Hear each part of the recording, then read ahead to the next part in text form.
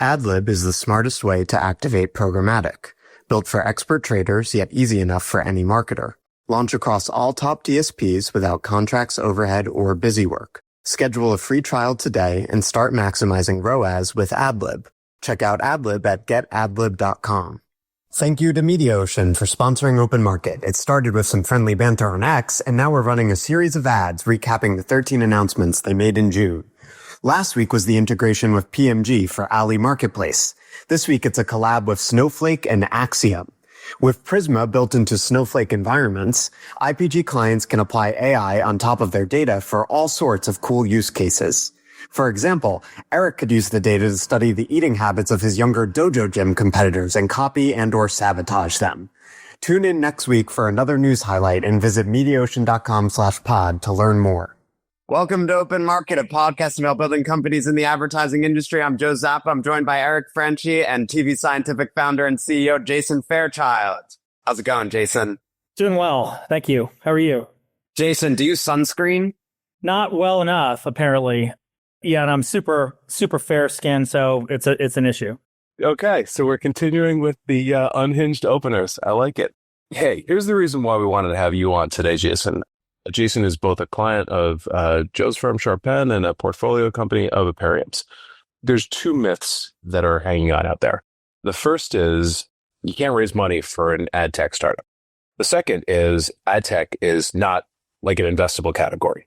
And interestingly, when we were kind of just like batting around these ideas, you wrote on the latter, you wrote a great article we should touch on as part of this called Ad Tech is Beautiful.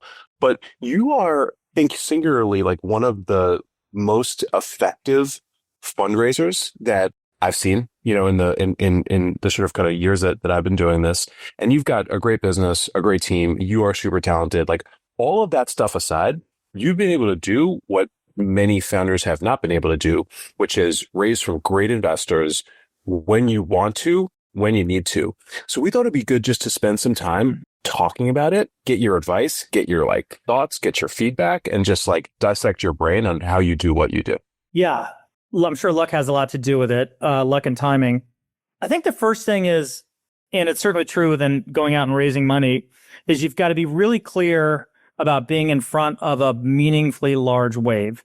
And if you don't do that right, just like surfing, it's going to be a long haul. But if you get the timing right, meaning there is a huge wave coming, it's unmistakable. AI is a great example. It's going to disrupt a bunch of things, then it's going to resonate with people because it's unmistakable. I think that's first and foremost is like picking the right wave, and make sure you pick a wave to start with. You don't want to get in the newspaper business. And then be really clear about where and how you're going to ride that wave or build your business to execute in this unmistakable trend that's happening. Those are like super high level basics, but they really matter. You know, Bill Gross, who's done over 100 startups at Idealab and is a co-founder at tvScientific, he has a great podcast, and it's basically, you know, he's done, like I said, over 100, 150 startups, and he breaks down what the success components are. Is it the team? Is it the idea? Is it, you know, all the different things we hear? And the number one thing he concludes, and I would agree, is timing means a lot. And it's not just timing in general, it's timing relative to the wave.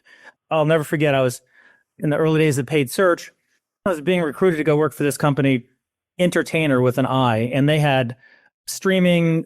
This is back in 2003, 2002.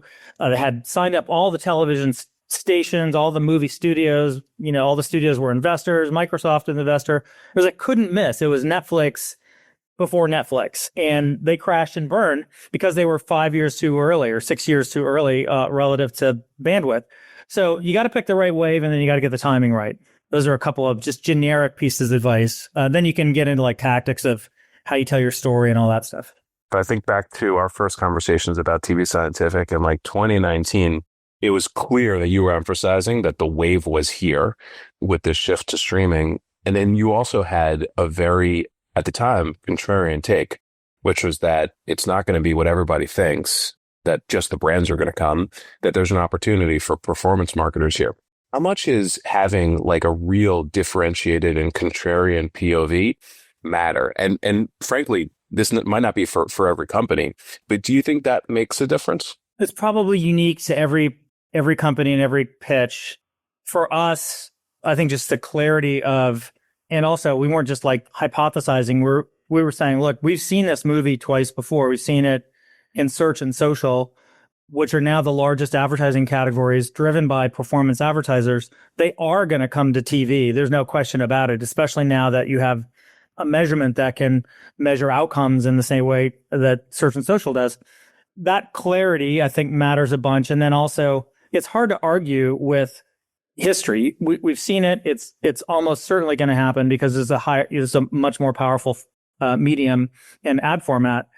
At a minimum, you're going to build a really good case. And in the case of tvScientific and the argument of performance advertisers, it's fait accompli. It's going to happen. And it's now 5 years further along in that journey, and it is happening. And maybe confidence from experiencing it twice before in a couple of different versions matters a bunch. Maybe it doesn't, because you see, tons of 20-somethings getting funded, with really good ideas, and less to do with their background than it does with the clarity of vision. I obviously hear pitches from a lot of different startup founders in a different way than Eric does, right? For me, it's more talking to CEOs about how to market the company as opposed to funding them. But, I was really bullish about tvSci from the first time we spoke, Jason.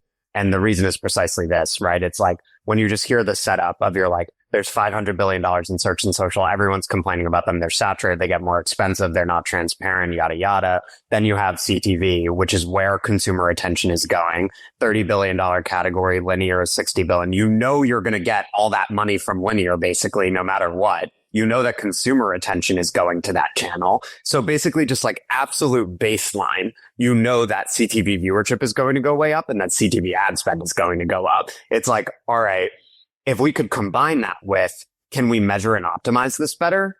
Do we think that like there's going to be an opportunity there? It's like, yes, like that should be a slam dunk. And then you add in all the things that tvScientific actually does really well in terms of the patented technology and execution. And that's how you turn it into like, a massive success. But you just have like, again, the timing and like the foresight in terms of the market and the opportunity was so strong that it's like, you feel like you're really set up to succeed versus you have other ad tech companies where it's like they're selling to newspapers and it's like, well, that's going to be pretty tough. Like even if you do have a great team, it's still just going to be a challenge because like that part of the open web is contracting.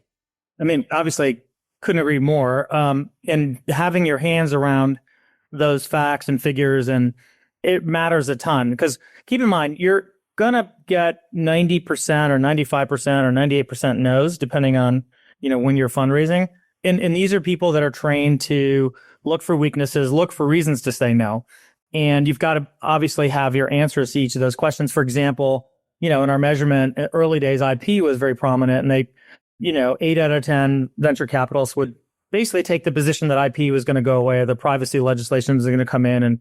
And we had to have an answer for that, which of course we did, which is it's fully compliant advertising and tracking in return for free content. But you got to have those. And then you just have to realize because I think, Eric, you started this with how do you successfully fundraise? You knock on a lot of doors. Every presentation or pitch, you come back and you understand what could have gone better, what answers did you not have. And even if you get it perfect, you're going to get mostly no's. And you just got to know that going in. So it's hard work. And depending on the timing, like our Series A was much easier than our Series B just because the timing was different. So you got to be prepared to put in the extra work. And I would also say, if you put in the work with very few exceptions and your timing is right and your story is right, you're going to be able to find the right people that want to be on the journey with you. There are exceptions. Like in 2008, we were raising money at OpenX and right in the middle or right post-crisis, I think we did 30-something pitches and went over. And then just a year later or 8 months later, it opened up and it was no problem. So occasionally there are those blips, but in general, it's doable with a lot of hard work. You share a common mental framing that I see across a lot of successful CEOs, which is this like, I don't know if you would call it like inevitability or violent positivity, but you just said, like, if you do this, it's inevitable. You will succeed. You just need to, like, go through enough work and pain to do so. So that was, it was inspiring to hear you say that in the way you said that. But you've also raised from like some like very notable investors. Again, I'm just like, this is specific to ad tech where there's a reputation of like, well, kind of like good investors don't lean into this market. But then if we look at who's invested in tvScientific, right, it's everyone from like venture firms from Norwest to strategic like Roku and Hearst. What do you think you did different there? Or again, just down to just like, you're just crushing it and it's the market and the team and everything you're doing. Like, I'm just trying to dig into strategy, see if there's more things we can pull out of you. The strategics are interesting. And I think it comes down to, if you believe what the story we're telling, that, a million or more advertisers and, hundred or 200 or more $billion are going to kind of extend from search and social to TV, like, who benefits and who is that important to? And if you think about the OEMs that happen to all own a huge media business that increasingly drives more profit than the sale of hardware, it's important to them that net new dollars come in to the ecosystem and to their platforms in particular, because otherwise they've got to go fight for IO by IO or RFP by RFP with all the agency holding groups. And it's a snake pit. I mean, it's hard to go after and compete for every single dollar, versus bringing in and opening up a channel of net new dollars is really interesting to make the ecosystem more healthy and also strategic to them. So I think in the case of all of them, Comcast, Hearst, and Roku, and I'm probably missing one or two, that vision has a potential to impact their bottom line and their business in a pretty profound way. So they all want to be a part of it or place a bet on the table in that direction and support that vision to become a reality, both from an investment point of view and also from a commercial point of view. So to summarize, like, right market and timing, obviously essential. Knock on a lot of doors, learn from each interaction. With the story, you want to make the success of the company and a massive success feel inevitable, right? Which is partially underscoring and being clear about the market and the timing, but then obviously talking about team, execution, technology. Jason, you just covered for strategics. A key part of like good venture storytelling is bringing them along, right? Like, you want to show them that your success will also translate to their success. How does the story differ for financial investors? There's probably no one answer, because all of them have their investment theses behind their funds. So it really is more about knocking on a lot of doors and going through, the funds that we only invest in this category, we don't invest in ad tech or whatever it is. So it's just a process of elimination. I will say, though, that I should have started with this as one of the foundational things. When you're building a company and you're getting investment and you're basically taking a product to market, essentially you're just building consensus. You're building agreement. And the way human nature works is, the more people you have agreeing, the better. So that comes into play with assembling your board and your initial investors. So, for example, a couple of initial calls. One was to Idealab. That was a first call in terms of that led to money. And then Kent Wakeford, another co-founder and also a board member. Those things led to, and they agreed with the concept, agreed with the thesis. In the case of Idealab, they invested, and we got a board member, Alan Morgan, that's been around VC for decades. In the case of Kent Wakeford, he's on the board. He comes from a lot of operating and entrepreneurial experiences in the gaming category more recently. The way those played out in terms of impact to the business, one of our first checks in was from Idealab, and the board member, Alan, as we were doing our Series A, he helped us with intros to a lot of his network, including Norwest Venture Partners that ultimately invested. Now, he did a lot of intros that didn't work out, but surrounding yourself with seasoned professionals that have been around the industry and are able to do introductions and just be part of the agreement, part of the consensus building process, hugely important. Eric and team have been great on that front, just getting us, do you believe in it? And, Eric is a machine in terms of making intros across the industry from commercial to venture raising. So that's a really big part of it. Getting the right kind of team on your side early is important. And that kind of comes after identifying the wave and clearly articulating the story. Yeah. So making sure you're being strategic about investors, early investors, and people who are involved in the company so that their leverage becomes your leverage. Eric and I have talked a lot about I was listening to Joe Lonsdale on My First Million once, and he was talking about, obviously this doesn't apply as much to you, Jason, because you've done other ventures, but he was saying especially for your first venture, you have to make sure you're able to get leverage from other people, right? Like you can't, you don't want to be the sort of like archetype myth of like the entrepreneur who's out in the wilderness totally alone. Like, you want to strategically partner with people who can accelerate things.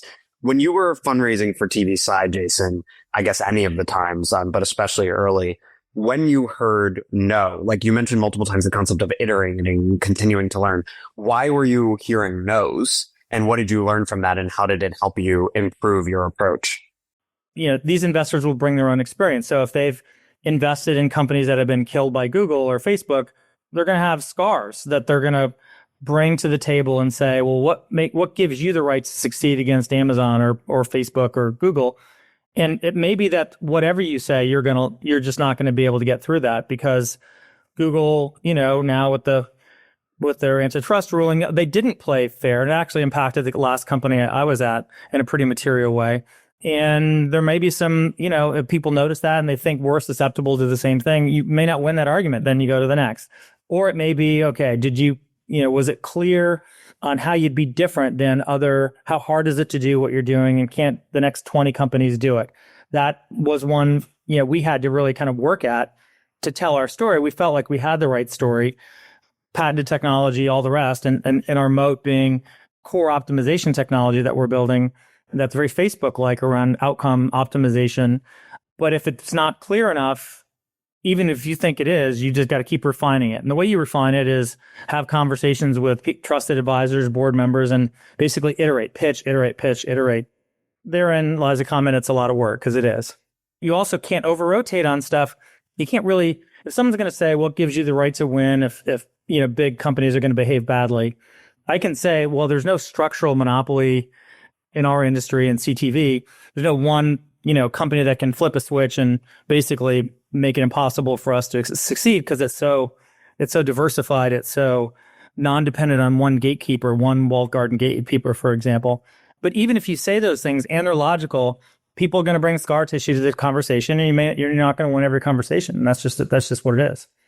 Speaking of scar tissue, some investors say they don't invest in ad tech. And they tell founders not to build ad tech businesses because those investors did not have a good experience investing in ad tech in 2009, 2010, whatever. You've written recently that ad tech is beautiful. Everybody should read this piece. Google Jason Fairchild, ad tech is beautiful, and you'll see it. And you systematically lay out the case for why it's such a great category and why you continue to build businesses in it. So when you're pitching investors who aren't needed, let's put aside the jokers that, say, no, we don't invest in ad tech. When you're pitching investors that are like not native to the space, how do you reframe it to like, it's this like niche, messy, world dominated by big companies to something that's like high growth, essential, and frankly, beautiful? I think ad tech is not beautiful to the people who think of ad tech as a certain thing. I think the answer is we talk about the TV business, and just like every other business, it's going to be restructured. And if you think about like the major catalyst for restructuring, it's basically bringing a marketplace model to media. So that started in paid search, and that's now $250 or $300 billion. Then it extended to paid into social, and that's now $250, $300 billion, maybe a little bit more. Then it went into programmatic advertising around open ad formats, so video, web, et cetera, mobile. That's expected to be a $650 billion industry. TV has been an outlier, and that is very manual, like literally fax and IO driven industry before the last 5 years. And it's big business at 70 billion or so, but there's really no marketplace. There's no automation on it. There's no measurement of performance.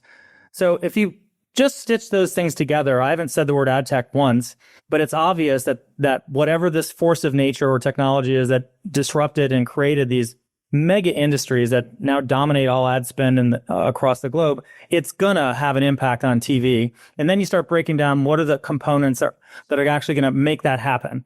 What technologies, what approaches, and it really comes down to self-evident measurement around performance. So a search advertiser has to be able to measure performance in TV the same way they do in search.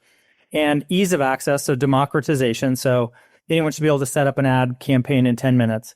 And then auto optimization. We've learned from both Google and Facebook that spending money is easy. Optimizing to advertiser declared outcomes is actually kind of hard, and that requires technology. So telling those stories, it becomes, in my mind, it's going to happen. It's obvious. It's already happening. 5 years ago, it was less obvious, but it was just as fait accompli then as it is now. I think you just have to tell the story very logically based on historical precedents and point to trends in the industry.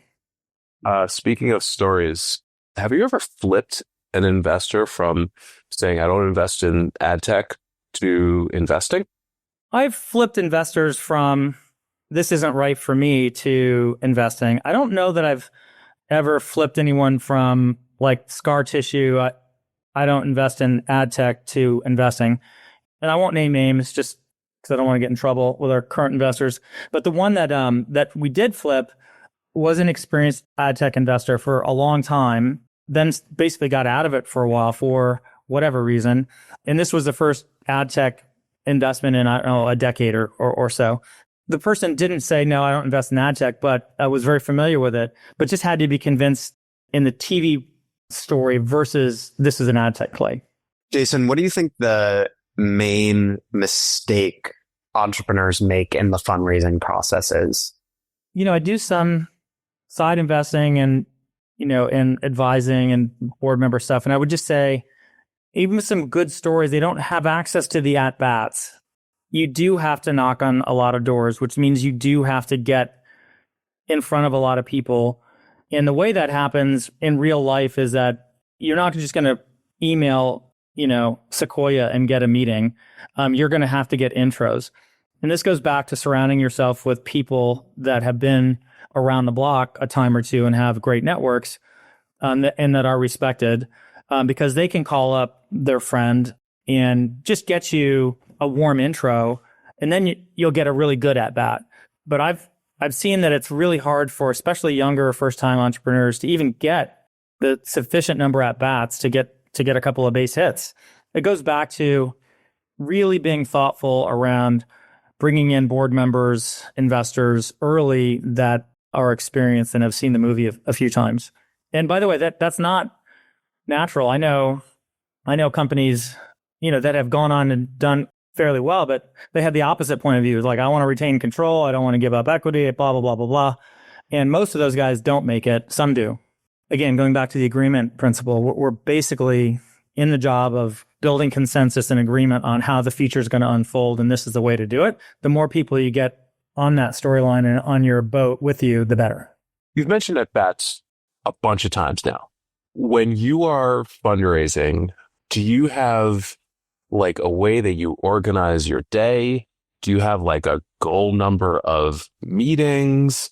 Do you have tips around how you manage the process? Like go back to your last fundraise process. And if you can even just extract, some of those ideas, I think that would be super valuable because, you said this enough to make the listener believe that, this is, to a degree, like very much like a work and volume game. So how do you, who also, by the way, is running a large, fast growing business, like actually do this and organize your day? So it starts with, discussion with the board. Okay, we all agree it's time to go fundraise at a certain time in the future. Then you start, let's put the list together, and you put the list of people that we've talked to in the past in previous fundraising rounds, people that we have talked to since that have expressed interest, either inbound or otherwise. Then you basically segment the market with your board members of top 100 VCs, other VCs that may be more niche that are not well known, but have been active in our space. Then you look at people who've made investments in TV technology, in ad tech over the last X number of months or quarters or years. And then you put your target list together. And then once you have your target list and you vet that, now it's easy to vet with ChatGPT. That was less the case in our Series A and B. Then you go with your board and you go VC by VC or strategic by strategic. Who are the players there? Who are the key players? And how can we get to them? Again, a cold email is not going to do it. You're going to need a warm intro in order to get a real at bat. So then you start working that process. And then it's just, it's good old fashioned grunt work. Like you're sending emails, you're setting up calls whenever they can take them. To your point about you're also running a company, I try to minimize this to just myself and my head of finance for the first round. And that might be 60 calls. It might be 30 calls. Probably for a Series A, it was, somewhere between 35 and 45 initial calls, Series B rather.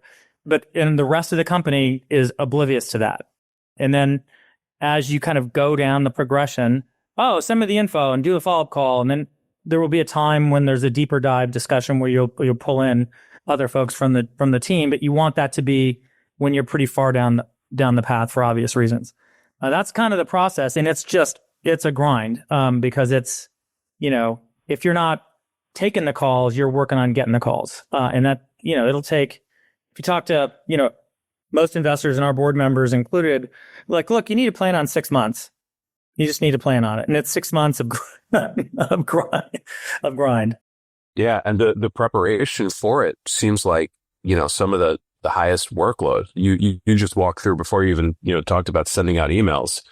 The majority of the work had been done prior in terms of like segmenting the market, building how we can get to this list, relying on them, to do their work. There's a lot of work before the actual hard work begins. Yeah. There are points in time and categories where everything is irrational and everything gets compressed. AI being a good example now.